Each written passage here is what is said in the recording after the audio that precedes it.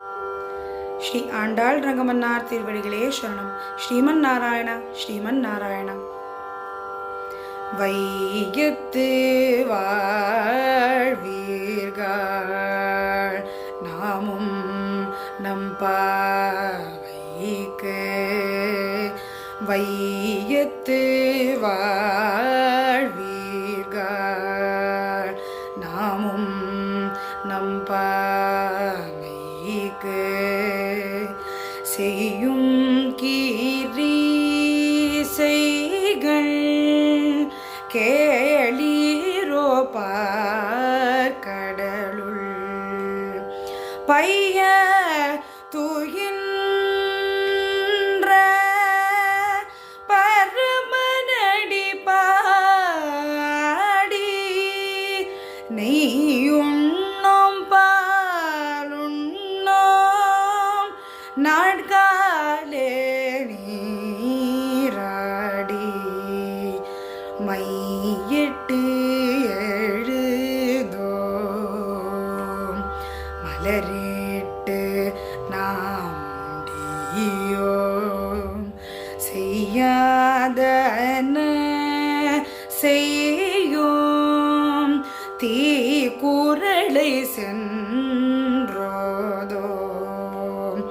ஐயமும் பிச்சையும் ஆந்தனையும் கை காட்டி உய்யுமாறன் நீ உகந்தேலோரம் பாவ.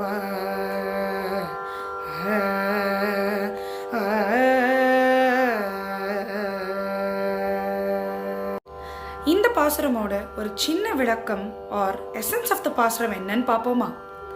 இந்த பாசுரம் 107வது திருப்பதி, அதாவது திருப்பார்கடல் திவ்ய கஷேத்திரம் மேல பாடப்பட்டிருக்கு.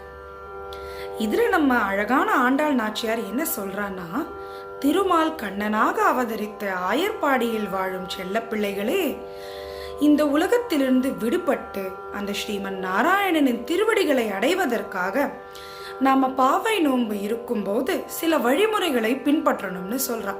அது என்ன மாதிரி வழிமுறைகள்? நெய் உண்ணக்கூடாது, பால் குடிக்க கூடாது, விடிய கார்த்தால எழுந்து நீராடி விட வேண்டும், கண்ணில் மை இடக்கூடாது, கூந்தலில் மலர் சூடக்கூடாது. ஏன்னா மார்கழியில் பூக்கும் மலர்கள் அனைத்தும் மாலவனுக்கே சொந்தமா. அதே மாதிரி தீய செயல்களை மனதாலும் நினைக்க கூடாது, தீய சொற்களை சொல்வது கூட பாவம் என்பதால் பிறரை பற்றி கோள் சொல்லக்கூடாது. இதுல முக்கியமான விஷயம் என்னன்னா, இல்லாதவர்களுக்கும் துறவிகளுக்கும் ஞானிகளுக்கும் இவா எல்லாருக்கும் போரும் போரும்னு சொல்ற அளவுக்கு தர்மம் செய்ய வேண்டுமா. இது எல்லாத்தையும் சேர்த்து ஆண்டாள் கூறும் உபதேசம் என்னன்னா, ஒரு செயலில் வெற்றி பெற கட்டுப்பாடு மிகவும் அவசியம். இது என்ன கட்டுப்பாடு, எதுல கட்டுப்பாடுன்னு கேட்டோம்னா, வாயை கட்டி போட்டால் மனம் கட்டுப்படும், மனம் கட்டுப்பட்டால் அந்த கண்ணனே கண்ணுக்கு தெரிவாராம். அதனால பாவை நோம்பின் போது நெய் பால் போன்ற உணவுகளை தவிர்த்து, தீய சொற்கள் தீய செயல்களை தவிர்த்து மனதை சுத்தமாக்குவது நம்மளோட கடமைன்னு சொல்றா. ஸ்ரீ ஆண்டாள் ரங்கமன்னார் திருவடிகளே சரணம்.